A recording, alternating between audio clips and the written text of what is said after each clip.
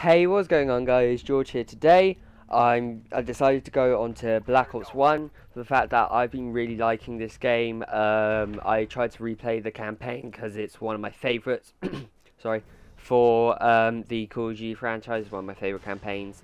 And I thought, while I've got the disc in, I thought I would, play a bit of multiplayer, get some gameplay.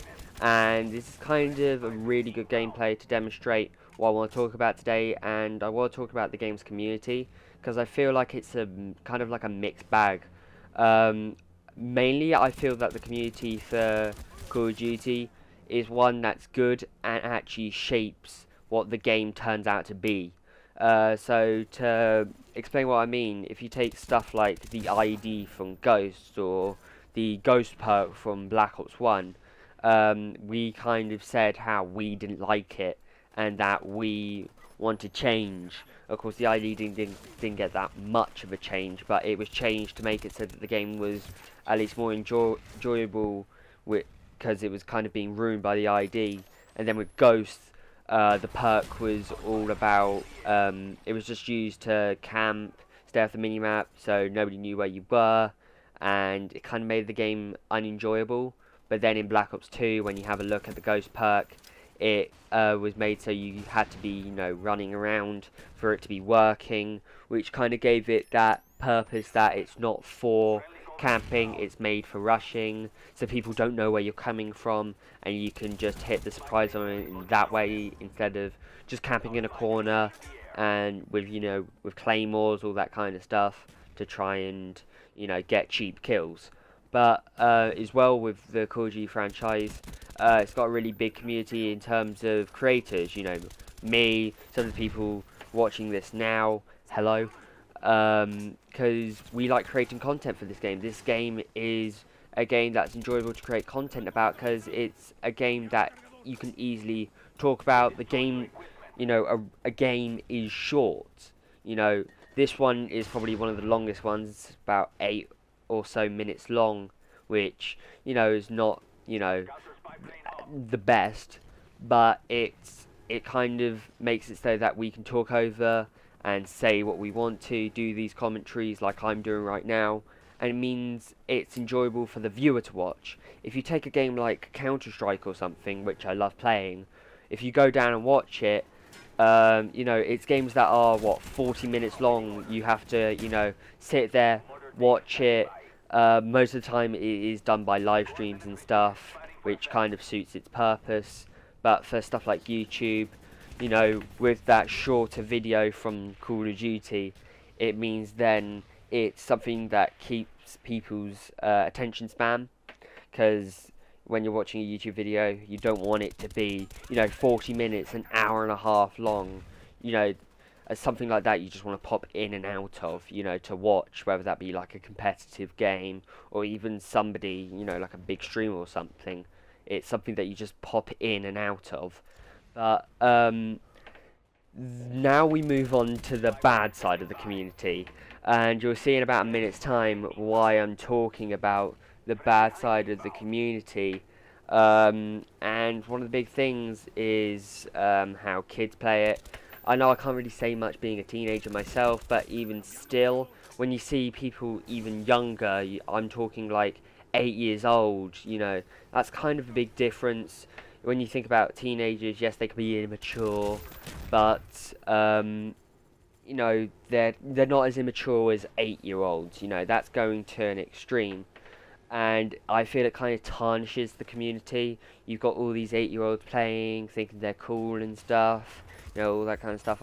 It kind of tarnishes the community in a way that I don't think it should be. It just ruins the game.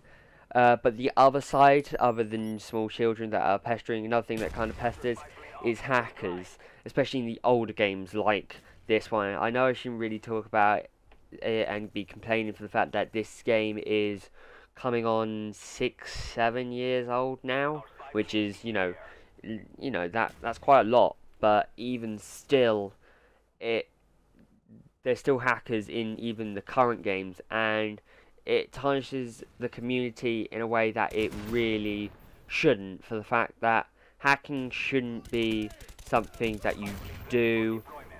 it ruins the game in any game, whether that be, you know, Counter-Strike, whether that be Call of Duty, whether that be League of Legends.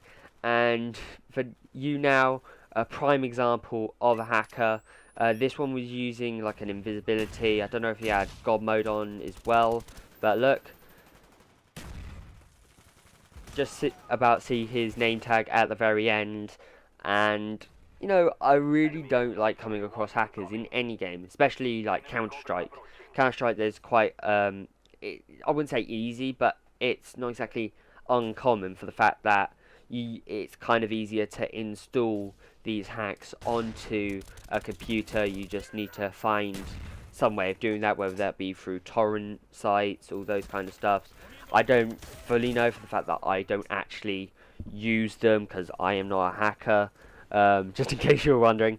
But even on console, when you're playing a game like this,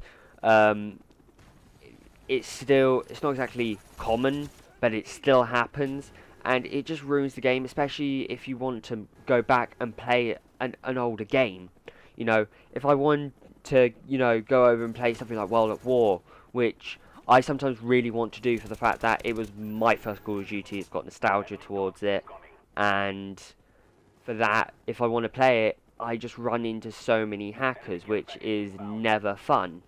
It gets to a point where it's tedious. Every other person on the game is a hacker using God mode flying around, which just ruins the game, as you would expect, because, you know, it's people that you cannot kill.